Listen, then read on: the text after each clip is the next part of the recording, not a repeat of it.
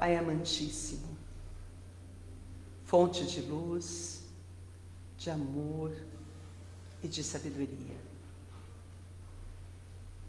Agradecemos imensamente a oportunidade de estarmos aqui, aprendendo um pouco mais dos teus ensinamentos, para que possamos nos conectar com o bom, com o belo, com o saudável, que a nossa mente possa estar aberta para receber todas as bênçãos que a espiritualidade amiga já preparou para cada um de nós. E que enquanto ouvirmos a palestra, estaremos recebendo, através de vibrações, dentro das nossas necessidades e dentro também do nosso merecimento. Agradecemos a espiritualidade amiga que nos antecedeu, preparando todo o ambiente para nos receber e que permanece ao nosso lado, nos auxiliando na jornada. Abençoa-nos, Senhor, e permaneça conosco durante toda a palestra e nos acompanhando depois. Que assim seja, graças a Deus. Nós seguimos essa coleção de Emmanuel, começa com Fonte Viva, e nós estamos no Vinha de Luz. Tem o Caminho, Verdade e Vida, e tem o Pão Nosso também. Uma página pequena, em que ele extrai das Escrituras algum trecho, para depois fazer o comentário. E nós sabemos que Emmanuel, o mentor do Chico Xavier, quando encarnado, ele tem uma didática muito especial para transmitir as informações espíritas e principalmente em conexão com o cristianismo, porque há uma problemática na sociedade de que espírita não é cristão. E eu não sei de onde tiraram isso. Teve gente que perguntou, mas você acredita em Cristo? Eu falei, meu filho, não tem como não acreditar. A base da doutrina espírita está no Evangelho de Jesus. Ah, mas vocês têm um Evangelho segundo o Espiritismo. Quer dizer, a interpretação do Espiritismo. Sim, mas daquilo que foi escrito, daquilo que Jesus falou. É a nossa forma de ver. Ainda hoje, conversando com a moça que trabalha lá em casa, e falando sobre vida, sobre morte, essas coisas, eu disse assim, olha, quando eu desencarnar, porque a gente usa essa linguagem, né? Ela fala morrer, eu falo desencarnar. Depois eu pego. É o seguinte, a interpretação é outra. Eu falei assim, mas o senhor não vai poder me visitar. Eu falei, por que não? Porque os mortos, eles não voltam. Eles não voltam. Eu falei, mas de onde você tirou isso? Ah, porque está nas escrituras, não sei o quê. Eu falei, gente, as escrituras precisam ser interpretadas. E vocês pegam tudo ao pé da letra. De tal forma que é preciso logicar, porque a doutrina espírita é baseada na lógica. Eu, se não fosse espírita, não tivesse conhecimento do espiritismo, eu sempre achei essa ideia de que não pode acabar tudo com a morte. E não ter contato, dizer assim, que os mortos não podem se comunicar com os vivos. Por que não podem? Claro que podem. E os maus espíritos? O diabo pode? Pode. O diabo pode tentar as pessoas. Ele tem liberdade, passaporte livre.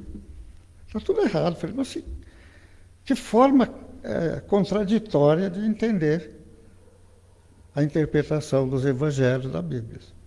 Quer dizer, que os espíritos maus, os demônios, tudo que eles acham que existe, né, nessa parte negativa, eles estão livres, né? Para a tentação. Quer dizer, e os anjos? Ah, mas os anjos são de Deus, não sei o quê. Mas não tem como fazer. São todos iguais. Nós também vamos ser um dia anjo. A evolução.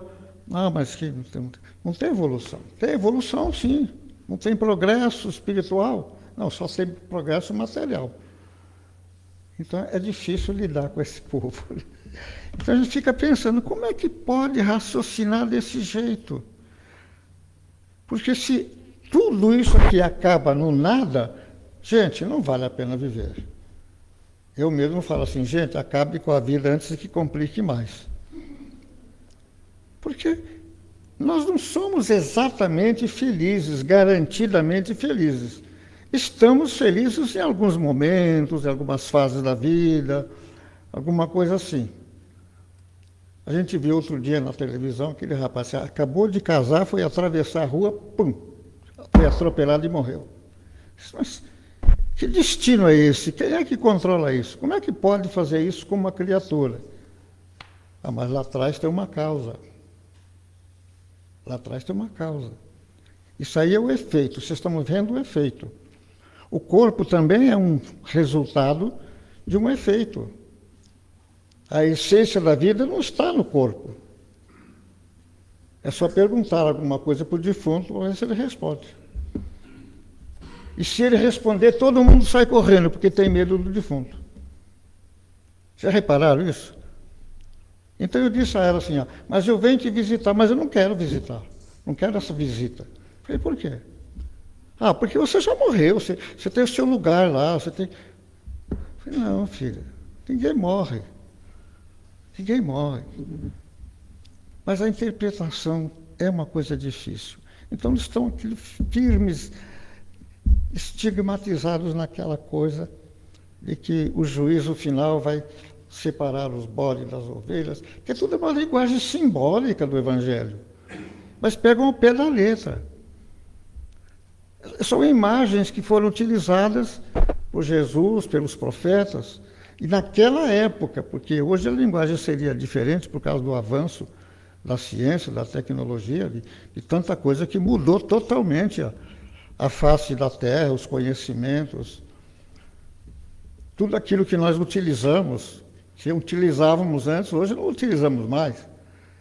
Então vai superando. Então, só que tem uma coisa, a ciência está muito preocupada com a parte material. Então avançamos muito em tecnologia, não resta a menor dúvida, no conforto. Mas a parte principal, a parte essencial, não é reconhecida como mais importante. Saber se eu vou continuar vivendo ou não, se eu vou voltar ou não, isso aí é coisa das religiões. A religião é que tem que resolver esse problema. Não, não é da religião, não. É da ciência. Estava conversando aqui com o Arnaldo César Marques, que ele é engenheiro, entende muitas coisas aí da ciência, professor de direito, de engenharia, tudo. Nessa área da engenharia, a revolução é total. Um colega meu que é vizinho lá falou assim, eu vou te contar, na fábrica mudaram toda a maquinaria, as coisas, o pessoal está apanhando, que só vem, ele está procurando técnicos e não acha, porque hoje até os caminhões, os ônibus, tudo está informatizado, computador, tudo. Quem não se adaptar fica fora, não tem como. Eu mesmo estou fora do mercado, né? Tudo tem que pedir para o filho, para o neto, né? Divaldo conta aquela história do neto, né? O avô queria aprender mexendo no computador. E toda hora apagava assim, fulano, vem cá. O que foi, vô? Ai, saiu tudo aquilo. Vô, peraí. Nossa, voltou tudo. Assim, com o dedinho só. Falei, pois é, vô. Você mexeu na tecla errada e apagou. Ah, é assim? É assim. Daí a pouco o neto volta lá pro quarto, estava lá brincando, sei lá, jogando videogame. Fulano, olha aqui, ó, não estou conseguindo. Vô, como é que vocês viviam antes de me nascer?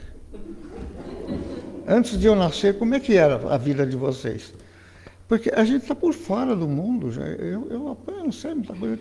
É assim, mas agora não é mais assim. Eu falei, como não é mais assim? Não, não é, mudou tudo. Então, agora, o pior de tudo, que a gente fala assim, eu estou muito idoso, não vou conseguir aprender essas coisas todas, eu vou deixar isso para outra encarnação. Negativo. No mundo espiritual está mais avançado ainda. Aí quando chegar lá, aí que a gente vai se perder. Porque vai ter tanta aparelhagem, tanta coisa que eles fazem que a gente não tem nem por onde começar. O próprio André Luiz foi varrer o chão lá, porque falou, meu filho, a medicina da Terra está 200 anos atrasada com relação à nossa visão de entendimento de corpo humano, de karma, porque está tudo vinculado. Nós aqui, a ciência, de um modo geral, não liga muito o mental ao físico. Não vê que a fonte de tudo é o mental. É o espírito. O corpo reflete só. E eles estudam o corpo. Aí é o efeito. Aí não tem a causa. A causa está lá atrás. Todo efeito tem uma causa. Se o efeito é inteligente, a causa é inteligente. E assim por diante. Isso é coisa básica na doutrina espírita. Kardec parte desse princípio. Não há efeito sem causa. O fruto não é a causa, é um efeito. A árvore também é um efeito. Então temos que ir recuando para saber como chegamos naquele ponto. Aí é que entra o processo da lei de evolução. E nós não sabemos onde vamos chegar. Não sabemos onde vamos chegar.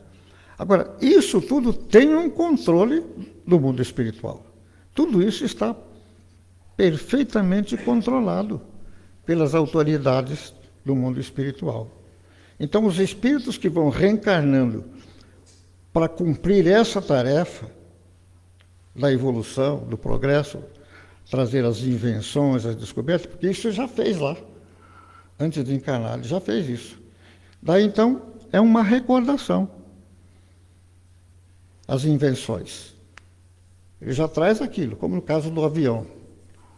Santos Dumont dizia sempre que ele sonhava que existe um aparelho, que ele voou. Mas era no sonho. Você, mas isso é coisa onírica, da mente, do inconsciente, não sei o quê. Inventam várias palavras, né? Não, é verdade. Esses experimentos todos já vem de lá. Tem um filme interessante que chega assim. Eu vivi antes. Muito antigo um filme, muito antigo.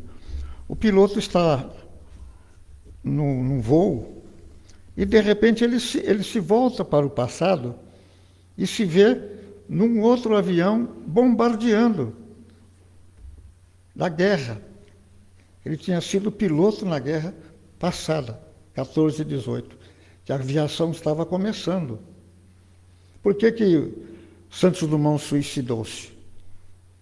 Porque ele viu o avião sendo usado como uma arma mortal, mortífera. Ele falou assim, mas o avião não foi feito para isso. Toda a luta de evolução, de aprendizado, de conhecimento, para chegar num ponto de ter um veículo rápido de transporte. Mas não, o homem já pegou, já associou. O mesmo aconteceu com o Alfredo Nobel, a questão da pólvora. Ele nunca podia imaginar que a pólvora fosse mais usada para matar do que na parte de utilidade, para abrir túneis, porque senão como ia fazer um túnel sem a pólvora? Né? Porque a pólvora que é usada para justamente arrebentar as coisas assim, impossíveis de serem feitas por instrumentos. Mas o homem, infelizmente, a criatura humana, nós, a humanidade, já achamos uma utilidade. E olha o que tem morrido de gente. Quantos corpos têm sido, né, destroçados por essa arma miserável. É o homem, ainda a criatura humana, numa fase de muito egoísmo, de muita prepotência, de muito individualismo. Agora estamos na fase do consumismo também, né? E se volta muito para isso. Então, a gente vai buscar prazer nisso. Mas isso é um prazer fugaz, muito rápido. Não é felicidade. E a gente está atrás da tal de felicidade. Disseram que ela existe, então estão procurando. Em algum lugar ela deve estar. E o que Jesus falou? O reino de Deus está dentro de vós. Mas isso é brincadeira. Como que o reino de Deus está dentro de vós? Se eu tenho raiva, se eu tenho isso, eu faço isso, faço aquilo. Se o reino de Deus estivesse instalado dentro de mim, eu seria um anjo de bondade. Mas ele disse assim, não, a semente, ele está aí para ser desenvolvido, para ser trabalhado pelas ações, pelo trabalho, pelo esforço, pela luta. Cada um vai construir esse céu dentro de você. O céu não está lá longe. Não adianta ficar procurando no espaço, porque ele não está lá. Ele está aqui na Terra, nas criaturas. Porque nós já fomos projetados dessa forma. Cada um tem que desenvolver a sua evolução. E só consegue essa evolução pautando dentro das leis estabelecidas pela divindade. Toda vez que nós saímos da lei, a lei reage. Então vem o sofrimento. Então o sofrimento tem uma missão. O sofrimento tem uma missão, de nos não deixar sairmos do caminho. Toda vez que a gente sai do caminho, ele vem e empurra para voltar para o caminho certo. Então, isso tudo é uma lógica da doutrina espírita. Porque Kardec não tinha religião. Ele era um pensador, era um estudioso, era um pesquisador, um professor, um pedagogo. Mas ele tinha um senso agudo de observar e perceber as coisas. Tinha muita percepção. Então, dizia assim, mas nós nos reunimos, dizia lá o senhor Fortier, e a mesa se mexe, a mesa levanta, a gente não toca na mesa, a gente fica com as mãos uma altura e a mesa faz reverência, a mesa responde. Mas como que responde? A gente faz a pergunta assim, tal coisa é assim ou é assado? Se for assim, é 2 pancadas. Se for não, é 3 pancadas. Então, e aí foram montando um código. As primeiras comunicações foram difíceis, porque era através de código, de pancada, de sinal. Até que, um dia, os espíritos, um dos espíritos que comandava ali a codificação, coloque o lápis na mão do médium. E pegue papel, e aí começou a psicografia. Usar o braço, daí a psicografia mecânica, né? E tem aquela outra que é inconsciente. O médium fica tomado pelo espírito, e o espírito é que escreve. Tudo aquilo que está ali saiu da mente do espírito. Ao passo que outros tipos de mediunidade, ele recebe na cabeça e traduz com suas palavras aquilo que o espírito quis dizer. E existem esses casos de médium totalmente inconsciente, que pode ser até analfabeto, e ele escrever. Porque quem escreve não é ele, médium, é o espírito. Essa é uma mediunidade mais rara, mais difícil. Mas existe. Da mesma forma, a pintura, o desenho. O pintor do passado vem. O Gasparetto era um médium excelente. Eu assisti várias apresentações dele. Ele veio aqui em Santo André, nosso convite, lá no auditório da Fundação. Conhecemos pessoalmente. Dona Zíbia também. Uma médium notável de romances.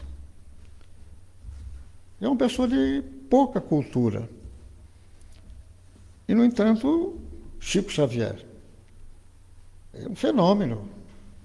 Mediunidade fantástica. Ele só tinha o curso primário, aqueles 4 anos de grupo escolar, que na época eram eficientes, porque eu fiz esse curso, eu sou desse tempo. Quando a gente terminava o 4º ano, a gente já conhecia muita coisa. Muita coisa. Que hoje, às vezes, uma criatura que faz o técnico, faz o... Antigamente chamava o científico, o clássico e magistério, né? Nem era magistério, era... Hã? Você é, né? Você também se formou, né? Não estou denunciando a sua idade, não tem nada a ver. Você fala assim, mas peraí, se ela é desse tempo, nasceu, 1900... Não é isso? Não, porque as mulheres gostam de esconder a idade, né? Não falam a idade, né? Enrola, mas não falam. E quando fala, puxam 5, 6 anos para baixo, né? Não é não? Você não faz isso. Você não faz isso. Você fala a sua idade, né? Eu tenho orgulho, eu falo que tem 91 anos. Nossa, você tem tudo isso? Eu tenho 91, filho. Eu não tenho culpa, né? Eu nasci antes, o que você quer que eu faça, né? Se eu tivesse nascido depois, eu seria mais novo. Mas então, voltando ao nosso assunto, as religiões têm atrapalhado muito o progresso. Essa é a verdade. Porque elas se preocupam muito com a parte de curas, com a parte material. Não fica assim voltada com a sua pedagogia para a criatura entender o que é a vida, para que está aqui, porque as coisas acontecem. Né? Então o Espiritismo analisa com profundidade a origem das coisas, a lei de causa e efeito, a lei da ação e a reação, para justificar a justiça divina. Porque se as coisas são interpretadas assim, a grosso modo, na superfície, não dá para entender. Você diz assim, mas o fulano é uma pessoa tão boa, tão honesta, e só acontece coisa ruim. E aquele miserável lá prospera, que é uma maravilha, e é um safado, é isso, né? Você fala, mas filho, cada um tem a sua história, seu karma, seu passado. Lá atrás, mas eu não me lembro, graças a Deus. Você já pensou se você lembrasse que você foi um assaltante, que você foi isso, foi aquilo, foi um corrupto? Né? Você está se regenerando, está numa fase de transformação, você veio buscar melhora. E a lembrança do passado estaria presente sempre, porque os outros também lembrariam quem somos nós. Fala assim, esse aí eu conheço, essa carinha de santo agora, isso aí foi um bandido danado. Eu me lembro lá em tal lugar, assim na França, lá na Inglaterra, na Itália, lá na Rússia, ou no fim do mundo, né? Eu não sei, né? Isso seria um horror, todo mundo lembrar do passado de todo mundo. Até do passado presente já é perigoso, né? O teu passado te condena. Não é assim que falam? Na verdade, então, esse segredo, esse desconhecimento temporário é útil. É útil porque ele não interfere no processo evolutivo da atual existência.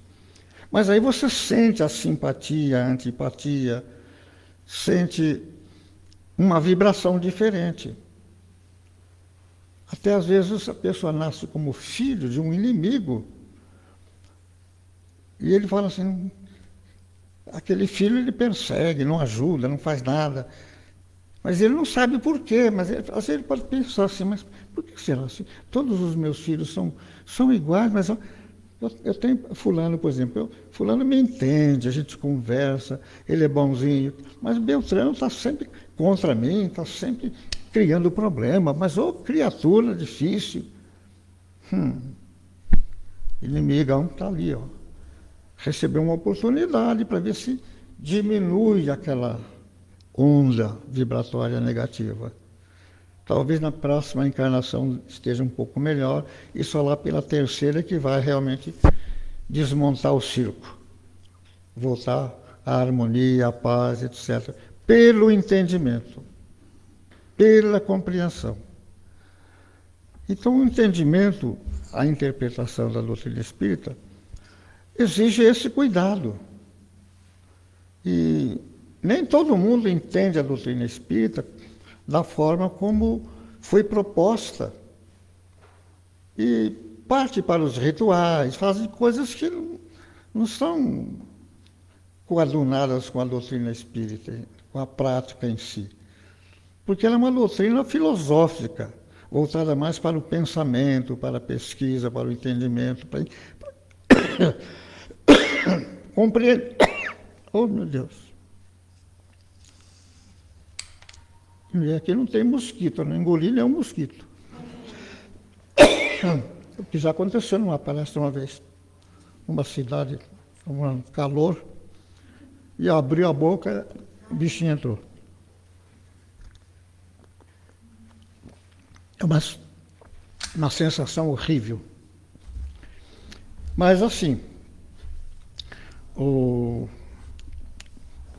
a questão do espiritismo, a sua didática. Por isso que eu falei em cursos. Nesses cursos, as pessoas trocam ideias, fazem perguntas no momento oportuno, e está sendo aberto para o diálogo, para conversar, para explicar.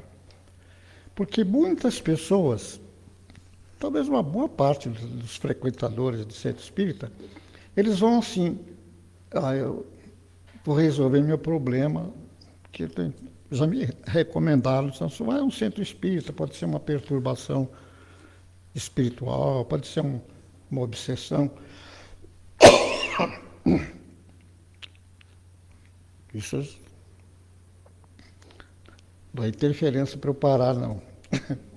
De repente, dá para cortar.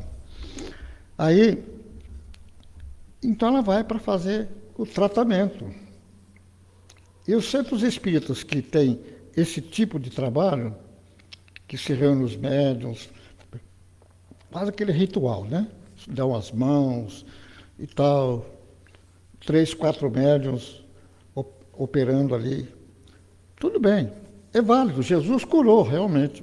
Mas Jesus tinha que demonstrar, tinha que revelar a que veio e quem ele era. O poder que ele tinha, ele precisava mostrar, porque senão as pessoas não iam acreditar nele. Por que as pessoas acreditavam? Porque viram, presenciaram as coisas. Então ficavam impressionados e acreditavam nele. E mesmo assim, vocês viram o que deu, né? Ele foi sacrificado, apesar de tudo. E tem sido assim. De um modo geral, a gente se aproxima da mediunidade em busca de cura, de alívio para o sofrimento, mas fica nisso. Melhorou, tchau. Ele não percebe a importância do conhecimento. Conhecereis a verdade, e ela vos libertará de tudo isso que está acontecendo, se você conhecer a verdade. Mas o que é a verdade? É a realidade espiritual. Aquilo que é. Aquilo que vem do alto. É o conhecimento, o esclarecimento. Ensinando a pessoa a pensar, a agir, mostrando o valor de cada passo. Uma coisa, por exemplo, a nossa fala. A gente não percebe, não valoriza a importância do ato de falar. Jesus disse assim, olha, a boca fala daquilo que o coração está cheio. sabedoria. Vamos decifrar isso, vamos analisar isso. A boca só fala daquilo que o coração... Porque na época, e até hoje, a vida está centralizada no coração, né? O meu amor está no coração. Não está, na verdade não é. O coração é um músculo, ele bomba. É uma bomba.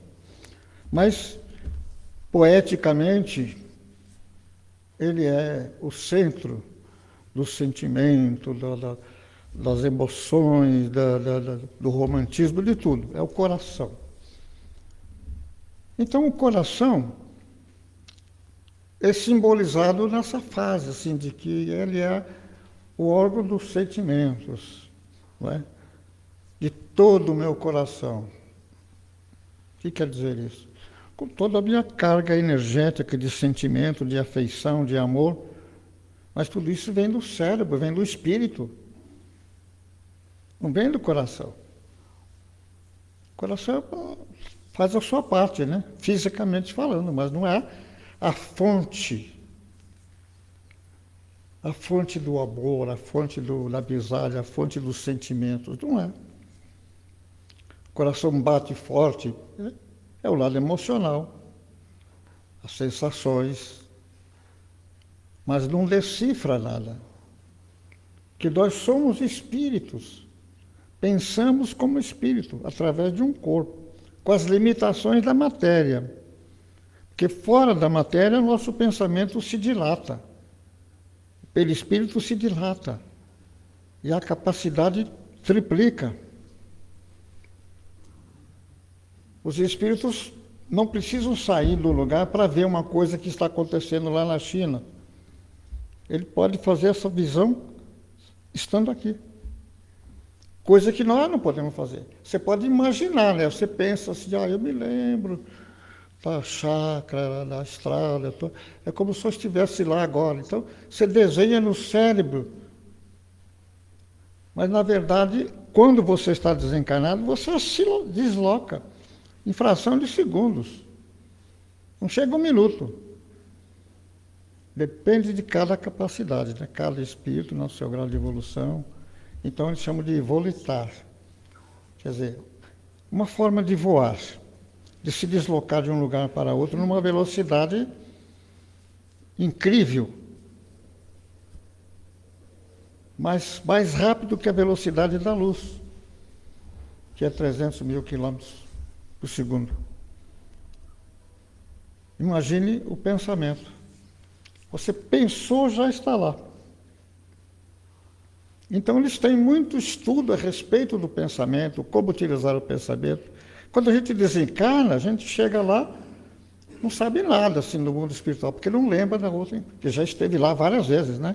Cada encarnação, você deixa o corpo, volta para o mundo espiritual, fica lá um tempo, de acordo com a necessidade, aí já tem outra história, né? Tem uma outra análise. Aí você reencarna, apaga tudo, e recomeça. E a sua experiência, o seu aprendizado, vai lá para a fonte permanente, aquilo que é definitivo, que vai somando o aprendizado, a experiência, o conhecimento. Você pode ter, por exemplo, às vezes é uma pergunta assim, mas o espírito pode regredir? Não. Nesse sentido de evolução, não. O que está aprendido, está aprendido. O que está conquistado, está conquistado. Agora, as aparências... Daí a resposta dos espíritos. O homem, sim. O espírito, não. Mas que coisa interessante. O homem pode regredir, mas o espírito, não. O espírito que está no homem não regride. O homem que é guiado pelo espírito, esse ser pode fracassar numa encarnação. Como criatura humana. Mas só que o resultado disso vai para a fonte. Vai para o espírito. Que ali é a casa, é o reduto da causa. Ali é o depósito da causa, onde está tudo. Então, admitindo que só existe esta existência, não tem explicação para nada. Porque um é tão feliz, rico, saúde, o outro é tão desgraçado, tão infeliz, um é um santo, outro é um bandido. Isso está tudo confuso, mas não são todos filhos de Deus? E Deus criou essas coisas todas. Mas o diabo também é filho de Deus. Só que o diabo é uma figura, é uma lenda, é uma ficção. É como a gente costuma dizer assim, nossa, a vida de fulano é um inferno. É um modo de dizer, não tem diabo lá, não tem fogo, não tem fogueira, não tem nada, mas é uma expressão. É uma retórica que nós usamos. Né? Isso aqui está uma confusão danada, isso aqui está um inferno. Porque a gente tem aquela ideia de que inferno é o máximo da bagunça, da desorganização, do ódio, do mal, de todas as coisas ruins.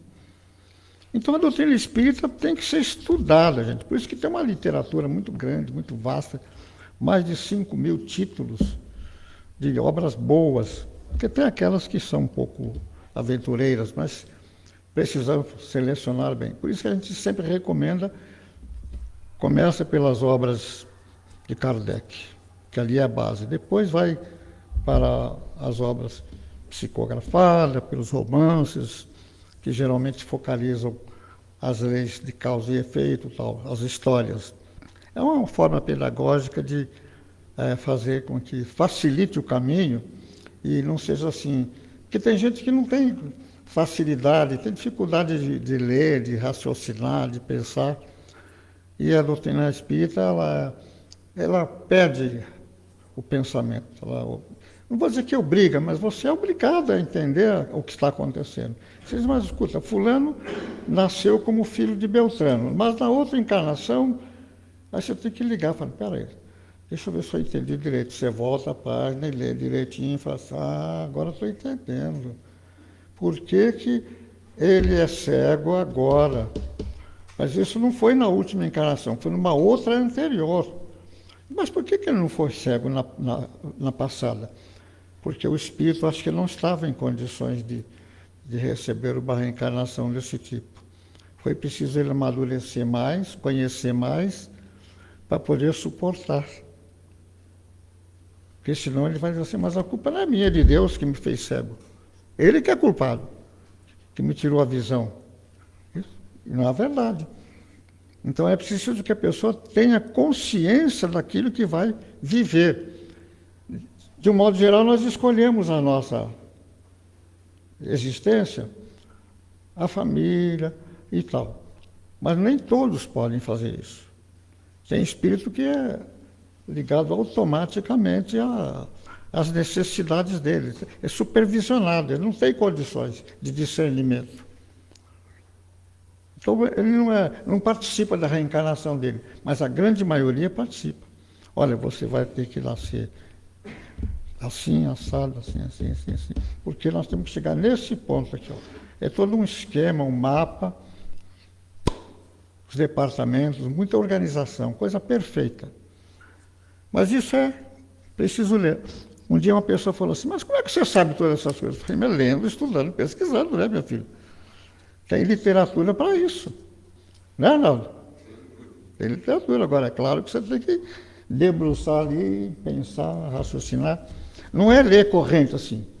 Não, você tem que pensar, parar, pensar assim, mas, poxa vida, coisa interessante, né?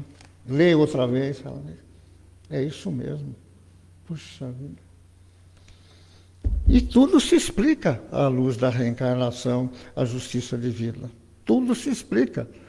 Porque senão, como é que a gente pode amar Deus e dizer assim, mas Deus é meu pai, Deus... Mas ele me dá uma vida tão desgraçada, como é que é meu pai? Eu devo ter sido a ovelha negra da família, né? E, no entanto, não é. É uma forma de compreender Deus, as suas leis, compreender a vida, a finalidade, o destino, é tudo isso. É tudo isso que a doutrina espírita traz para nós como a terceira revelação, o conhecimento. Por hoje basta, né?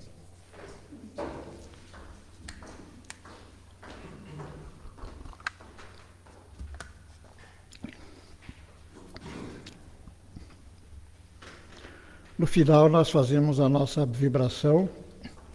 Se lembrarem de alguém que está sofrendo, passando por uma necessidade ou alguma coisa, quer ajudar, nessa hora a gente mentaliza a pessoa recebendo a energia, recebendo os fluidos. A mente leva esse material.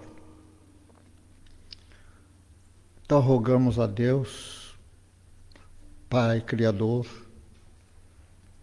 que através dos espíritos do bem, nossos irmãos benfeitores, os protetores de cada um, seus guias espirituais, nesse momento se mobilizam e rogamos bênçãos, proteção, nessa hora difícil, desse mundo difícil que estamos atravessando, que é construção da própria humanidade. Que possamos contar com esse apoio da espiritualidade, melhorando cada dia nossos pensamentos, nossos sentimentos, nossas relações familiares, sempre naquela certeza de que amanhã será melhor. Tudo passa, tudo tem uma causa.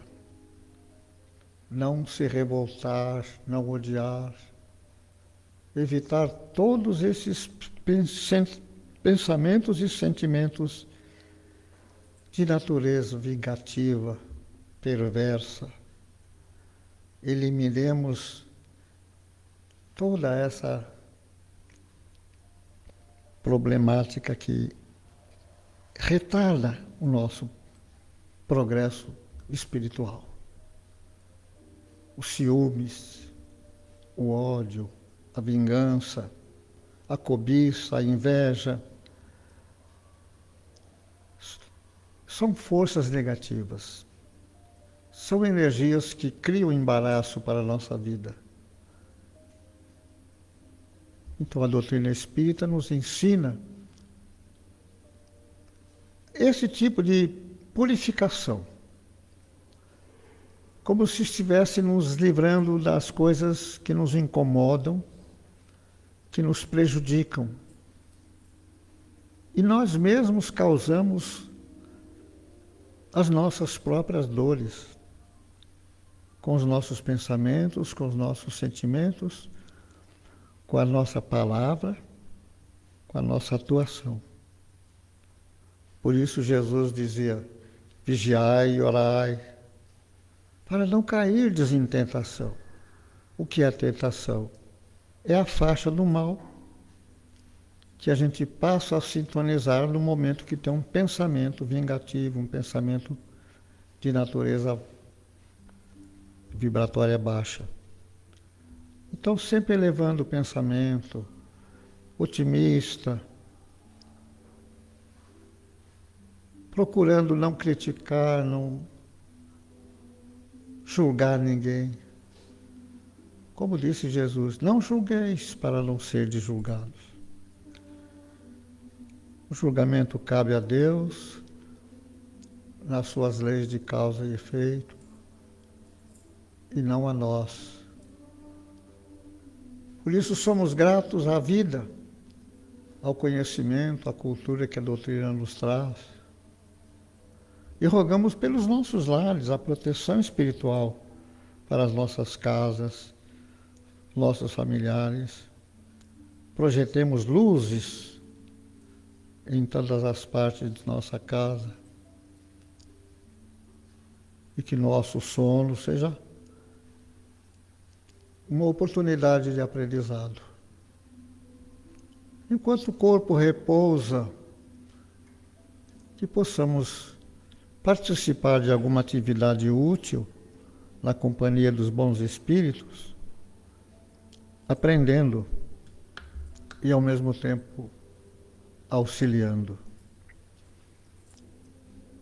E assim, Senhor, chegamos ao final da nossa reunião, profundamente agradecidos, rogando paz muita paz para os nossos corações.